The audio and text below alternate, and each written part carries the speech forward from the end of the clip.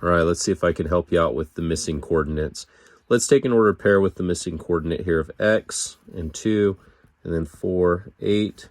We're going to make the slope 1/4. And then what we're going to first do is think about the slope formula. Y2 minus y1 divided by x2 minus x1 is equal to slope. Knowing this will help us to figure out what that 1 value is. We can see that we have all of the parts except for 1. So our next step is to substitute. I'm going to go with 8 minus 2. The reason for that is because I know I'm going to get a positive number, which will be a lot easier for me. So I'll set it up with this.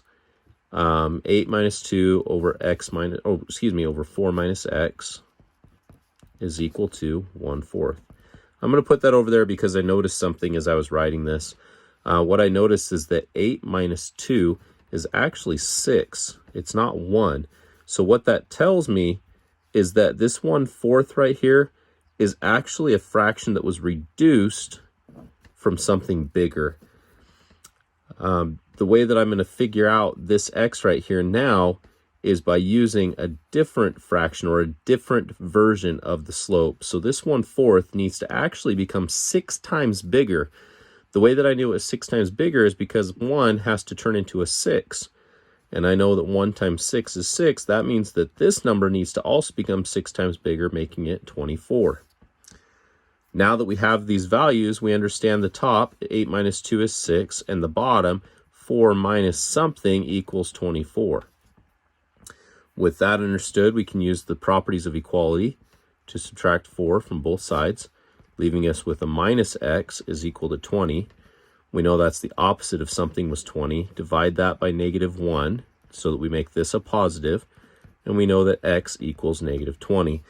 Before we finish this up, we want to verify that we're right, so let's go back and just double check. We have 8 minus 2 over now 4 minus -20. What that would equal is 6 over 24, and we know 6 over 24 would reduce by dividing this one by 6, dividing this one by 6, so we get 1/4. That means our missing variable, x equals -20, is our missing coordinate. I really hope this is helpful for you. Send me an email back. Let me know if there's more questions that you have about it.